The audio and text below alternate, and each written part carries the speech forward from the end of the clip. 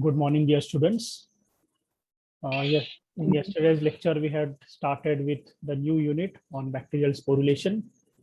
Okay, so and I told you that this is actually a type of bacterial differentiation. Okay, we saw the basic introduction about sporulation, and then we saw the different structures of the ultrastructure of the spore. Okay, the various components of the spore we have seen in detail.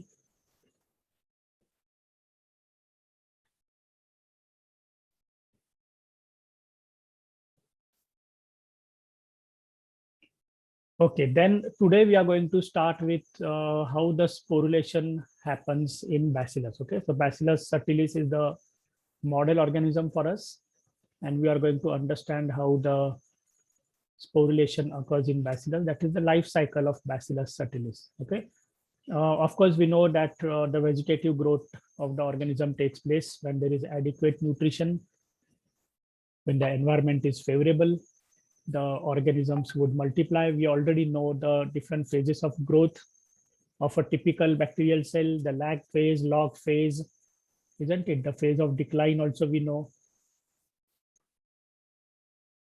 So what happens is when the nutrients start becoming limiting, okay, that is after the growth, after the organism has already attained the stationary phase, then the nutrients would be in a short supply. Okay, subsequently, the amount of nutrition which is available will be very less.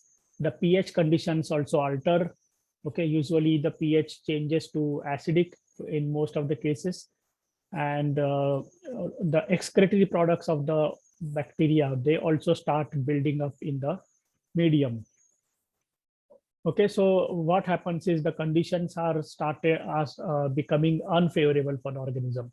Okay, with time the conditions are becoming more and more you can say difficult to grow, and when the situation arises, when such a situation arises, then the organisms will have a certain decision to take place, the certain decision to take.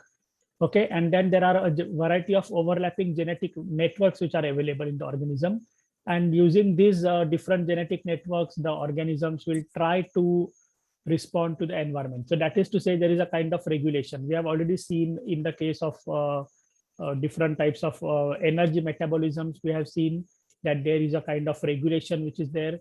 So similar regulation is there for almost each and every activity that the bacterial cell is performing.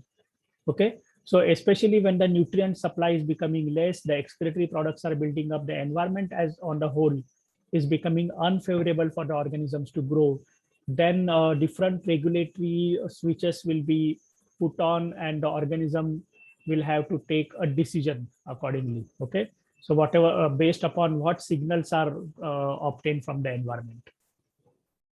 For example, the organisms may try to go to another place, okay, another location that may probably be more richer in the nutrients. Okay, so it that is called as chemotaxy.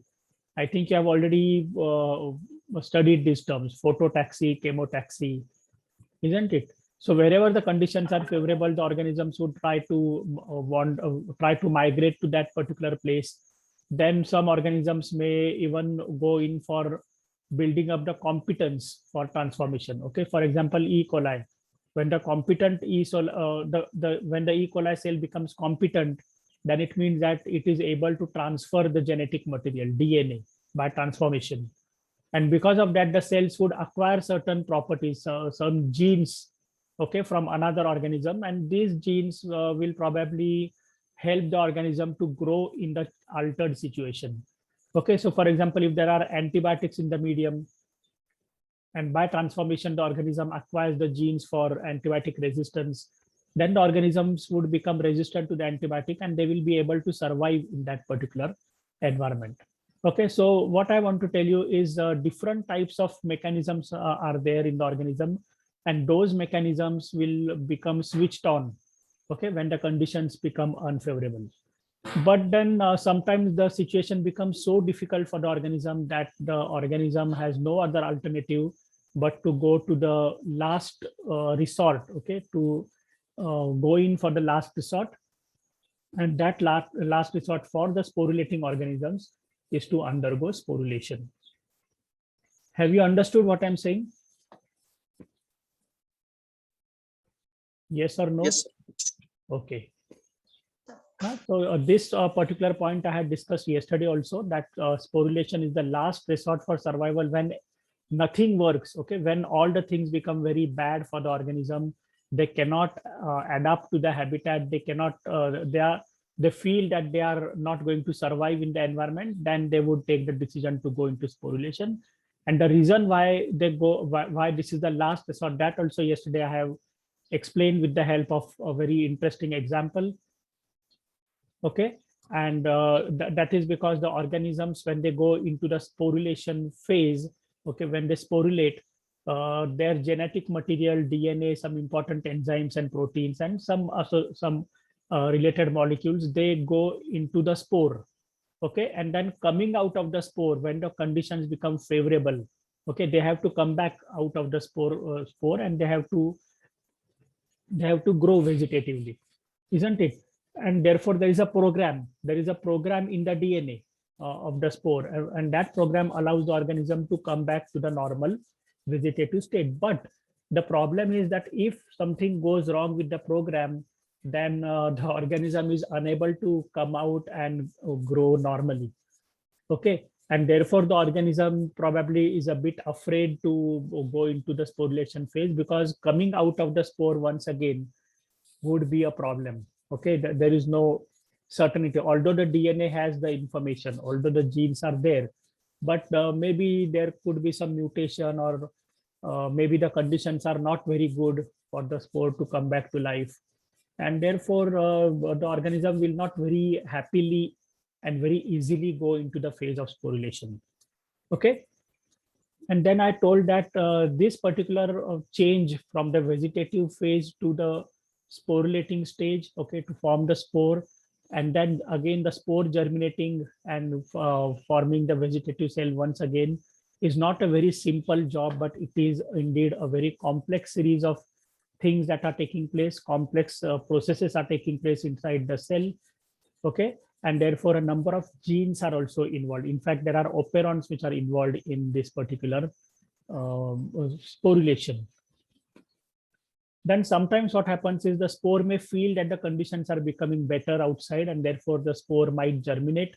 Okay, it will take the decision to germinate, but then once it has come into at a particular level of development, it may happen that the conditions are still unfavorable, and then the spore would again want to go back into the sporulation phase, and therefore that particular mechanism is called as a microcycle. Okay, so the spore can again go back into sporulation. So let us see what are the 7 important phases or stages of sporulation. We have the stage number 0, where the cell is a vegetative cell, okay, normal cell. And then when the signal for sporulation is obtained, then certain changes are going to take place, developmental changes or differentiation process is happening, and therefore the vegetative cell will go into stage 1 or 2.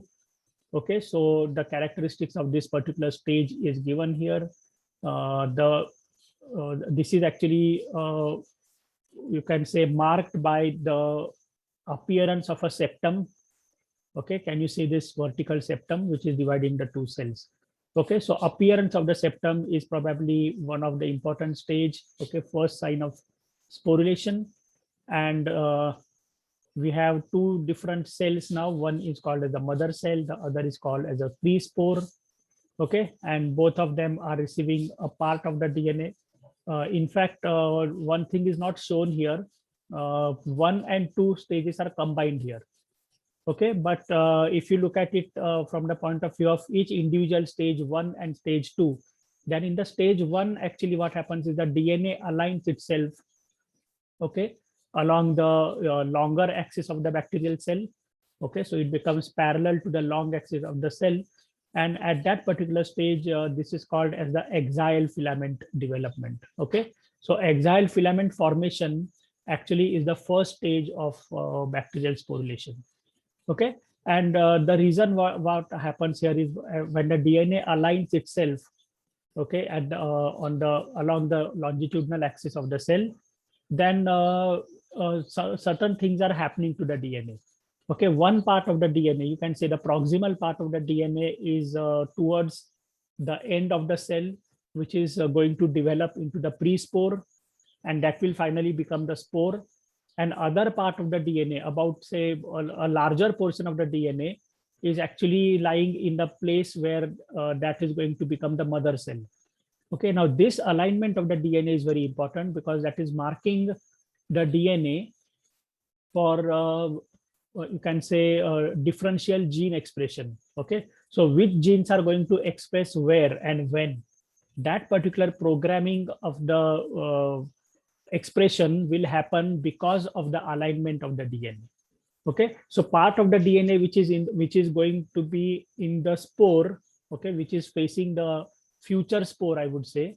Okay, that particular part of DNA, the genes which are present there are going to express differently and at different times.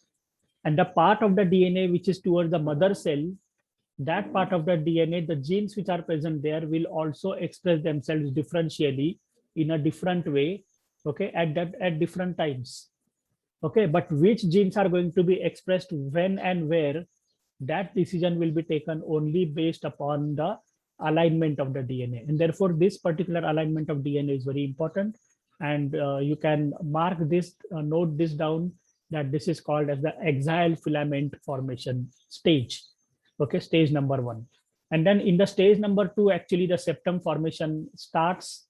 Okay, but this is very important to know that the septum formation is not taking place exactly at the center of the cell, because normally when a vegetative cell divides, the septum formation would take place at the center of the cell along the longitudinal axis.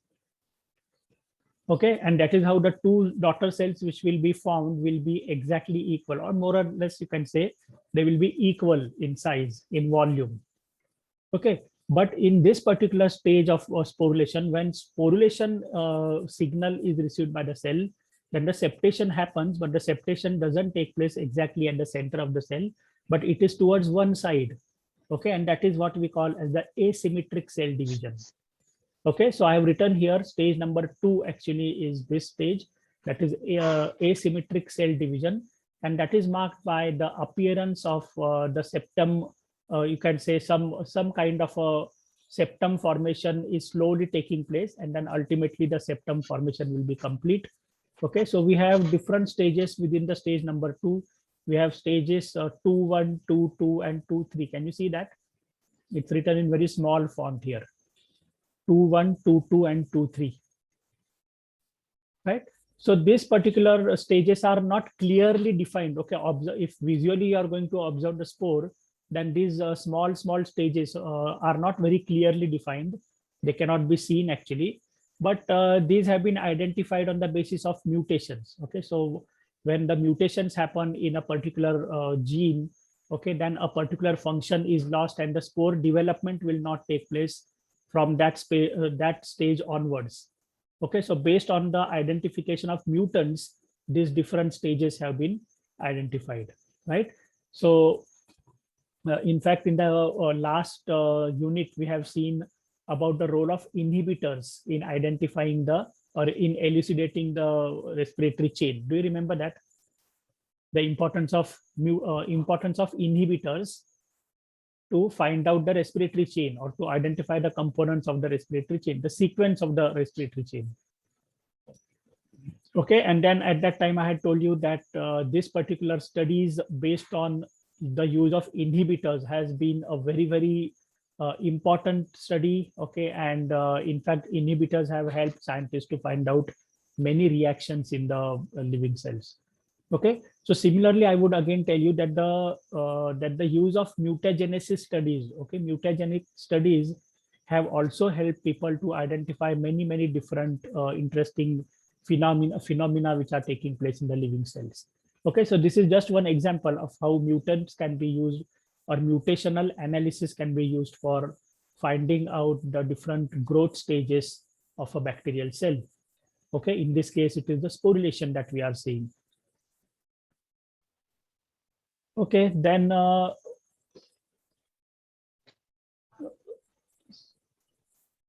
The other part of the stage number 2 is called membrane rearrangement. Okay, membrane rearrangement and the beginning of pre-spore engulfment. So in the stage number 3, what happens is the membrane here, you can just try to imagine what I'm showing here with the help of the cursor.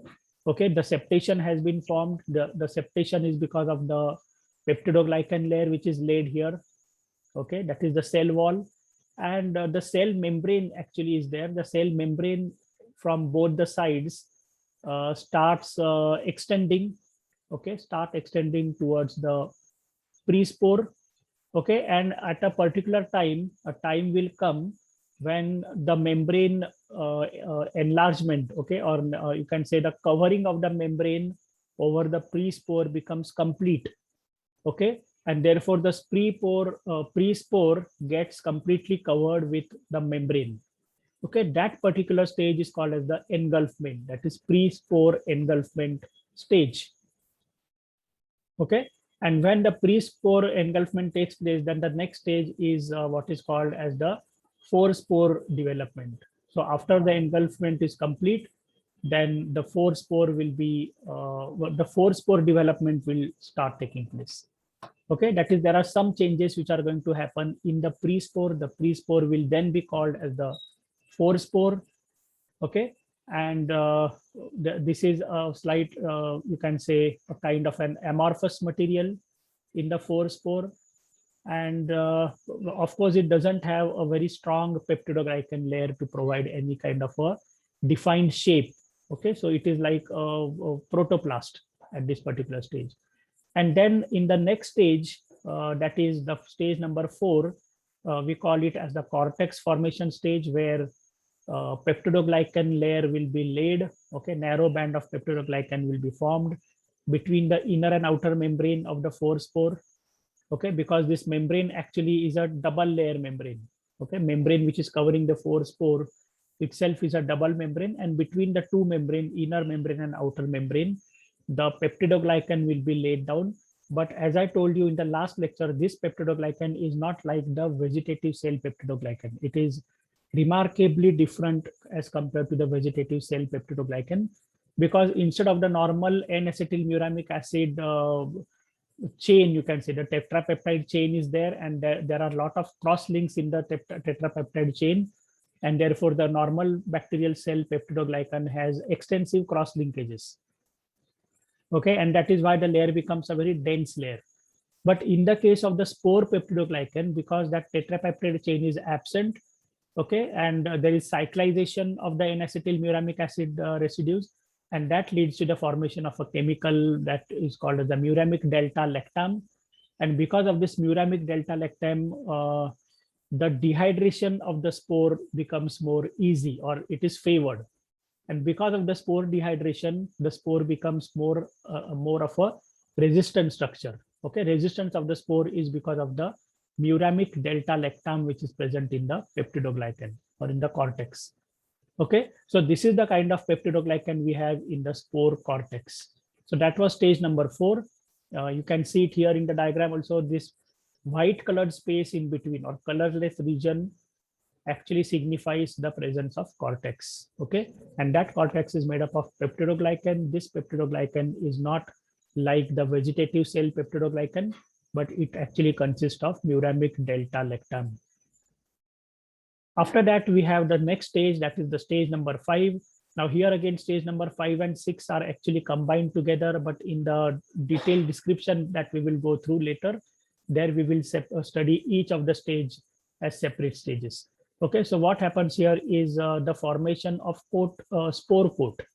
Okay, so this is actually a multi-layered material, multi-layered structure. There is an inner coat, there is an outer coat.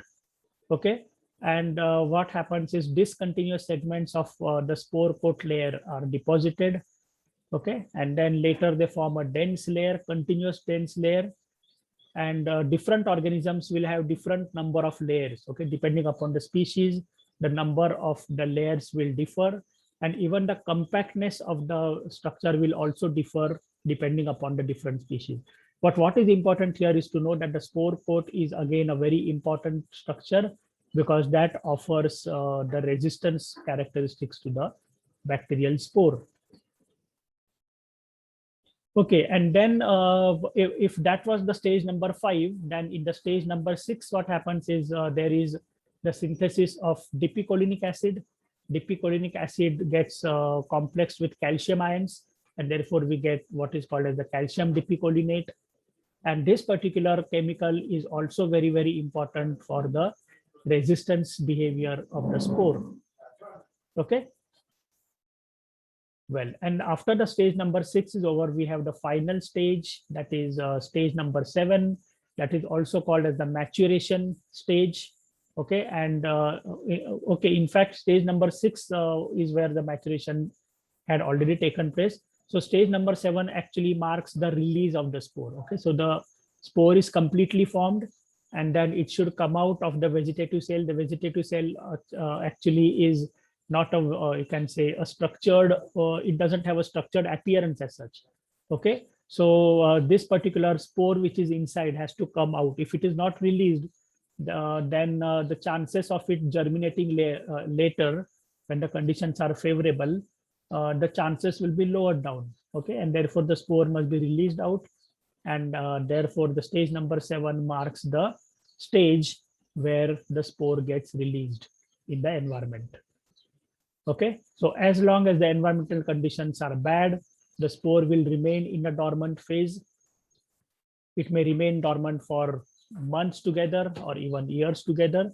But after the environmental conditions are favorable, then these spores will again find a suitable place, a suitable substratum, as you can say. And when they get that substratum, they will be able to, and the environmental conditions like humidity, the presence of availability of nutrients, if that is all okay, then the spore will start germinating. Okay, so with that brief introduction, I'll go to the details of each and every stage. Now, this is a table which I have given here, taken from, I think this is taken from Mote, Physiology, Microbial Physiology. So you can just have a look at that table, and the different stages are given here. Okay, names of the stages, and the diagram, a schematic diagram is also given for better understanding. And then they have also given the different genes or enzymes which are active in that particular stage. Okay, so right now I'm not reading this table. We'll go to each of the stages in detail, and there probably we will come across a few enzymes and few genes also. I do not know whether how much in detail you are required to know about the genetic part of sporulation. Okay, but wherever it is important, I'll probably just mention the names of the genes which are involved. There are certain sigma factors also which are involved in the differential expression. So wherever required or wherever important, I'll just mention about those particular things in detail. Okay. So what is important to know is that a large number of genes are involved in sporulation. It is not a very simple thing. It is not a simple decision to go into sporulation. And in fact, I would tell you that over 125 genes are involved in sporulation. Okay, so 60 gene loci are named by this particular name, SPO genes, that is for sporulation. And depending upon the stage of development, these genes are again numbered. Okay, so for example, SPO1, SPO2, 3, 4, and so on. Then there are other genes which are responsible for small acid soluble proteins, okay, which I told you that these are the proteins, DNA binding proteins which are present in the spore core, and they hold the DNA tightly, they lock the DNA in a particular conformation. And in that particular conformation, the DNA becomes resistant to different physical and chemical agents. Okay, so genes for the SASPs are also very important. Then there are the genes for spore coat proteins, and these are designated as COT or COT proteins. And again, depending upon the different stages, we have different names for these coat proteins or genes for the coat protein, that is COT1, COT2, COT3, and so on. Okay. Then we have also the genes for normal cell division, that is FTSA and FTSZ. These are involved in the cell division process, but with a little difference that when the decision for sporulation is taking place, then the cell division will not take place at the center of the cell. That is, symmetric division will not take place, but asymmetric cell division will take place. That is to say, one cell will be smaller, one cell will be larger. Okay, and that is actually a very peculiar characteristic of the process of sporulation, right? Then there are also genes which are involved in the spore germination process. These genes are called as GER genes. Okay, so we have GER 1, 2, 3, 4, so on. And of course, these genes are involved in the later stage when the conditions are restored to normalcy or when the conditions are favorable. Then the spore would like to germinate. It wants to come back to the vegetative stage, and therefore these are the genes which are responsible for the spore germination. But as I told you that there are certain genes which are making the proteins, coat proteins, okay, spore coat proteins, but the genes for the spore coat proteins are designated as GER genes. Okay, and the reason I told you is that if there is a mutation in these genes for the spore coat proteins, then the spore coat proteins are defectively manufactured, and the effect of this defective manufacture of the spore coat is that germination will not take place properly. So that is why these particular genes are designated as GER genes, although some of them may be responsible for making the spore coat.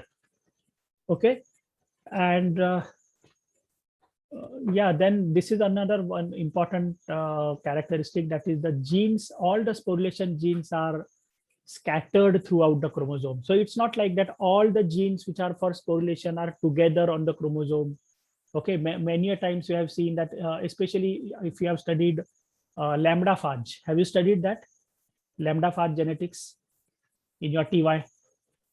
Yes, sir.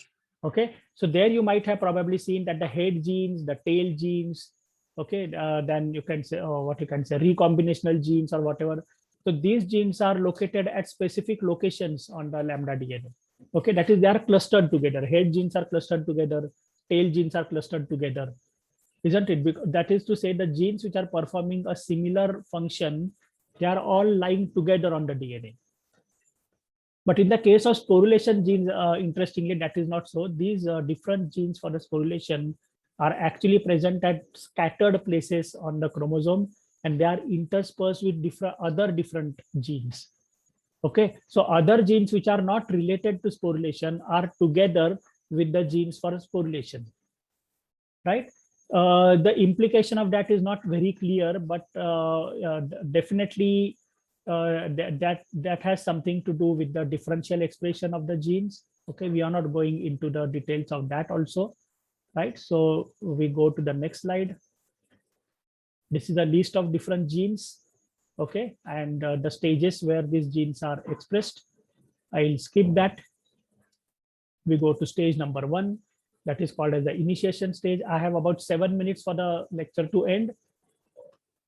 And after the 7 minutes, I will once again join the same meeting. So you are also advised to join me. Okay, so do not go anywhere. In the first stage, that is called as the initiation stage, this is actually a response to different unfavorable conditions in the environment. For example, there is a limitation of carbon, there is a limitation of nitrogen and phosphorus. Perhaps there is a limitation of iron, water, okay, humidity.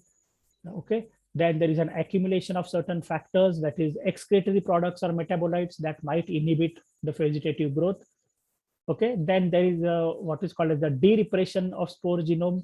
That is, normally what happens is the genes which are responsible for sporulation, they are in a repressed state, okay, or in a suppressed state. Okay, and when the conditions become unfavorable, then there is what is called as de-repression of the spore genes. Okay, de-repression means what? It is the end of lockdown. It is like an end of lockdown.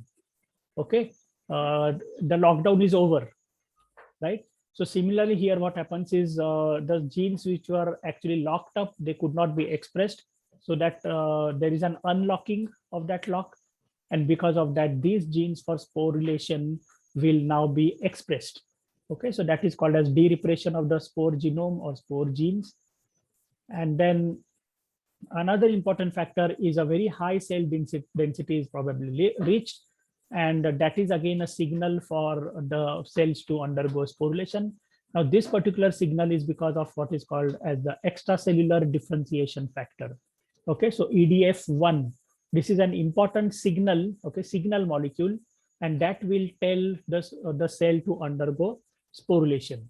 Okay, and this particular pheromone or differentiation factor itself is governed by certain genes, for example, SPO0A, SPO0B, SPO0H. Okay, so these are some of the genes which are important in the initiation stage of sporulation. Okay, then the cells must have a functional TCA cycle. The reason why it is essential is not known actually. Okay, but what has been observed is that if there is a mutation in the CITC gene, that is for isocitrate dehydrogenase, that is to say, if the TCA cycle is defective in a particular cell, then the cell will not proceed beyond the stage 1 of sporulation.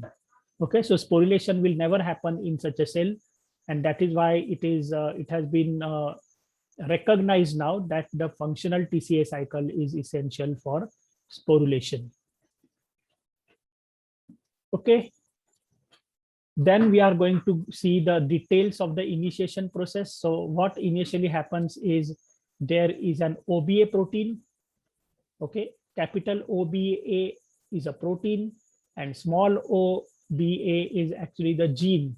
Okay, so this particular gene is in an operon which is called SPO0B operon, and this protein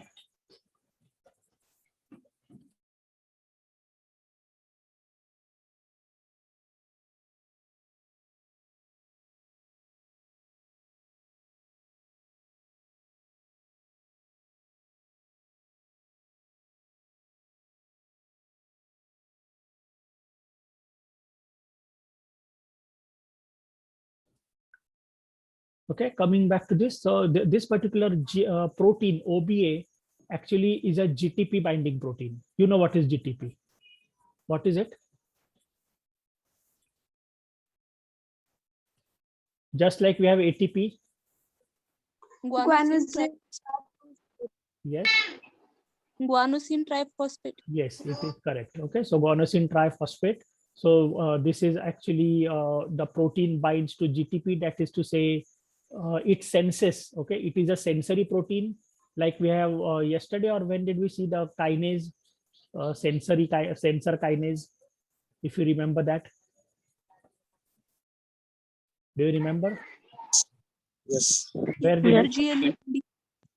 GLN. GLND. Yeah, that was it with reference to what? Low concentration of glutamine. Yes, yes, yes. Who is speaking? Yogita. Sir, Okay, Yogita, you are present for that lecture? yes, sir. Yes. Okay, okay, good. Okay, so similarly, this is a particular sensory protein. Okay, so whenever the GTP level goes down, then this protein becomes active. Okay, and when will the GTP levels go down? When the nutritional status of the cell becomes poor. Okay, when there is poor nutrition available in the medium or in the environment. Okay, then this is the first protein which will sense that, okay, GTP levels are going down, because it has a property of binding to GTP, and GTP is not available. So when GTP is not available, this protein will get panicky. Okay, it will become a bit afraid. Okay, it will sense that the GTP levels are very low. Okay, and due to that, it will do what is called as the activation of a system. Now this system is called as the phosphorylase system. Okay, so what essentially is happening is when the nutritional status of the cell goes down, the OBA protein will sense it, because it is the one which is binding to GTP, but GTP is not available, and therefore it activates a phosphorylase system. Now in this phosphorylase system, we have two proteins, two enzymes, which are called as protein kinases. Okay, so these protein kinases are, for example, kin A and kin B. Okay, kinase A and kinase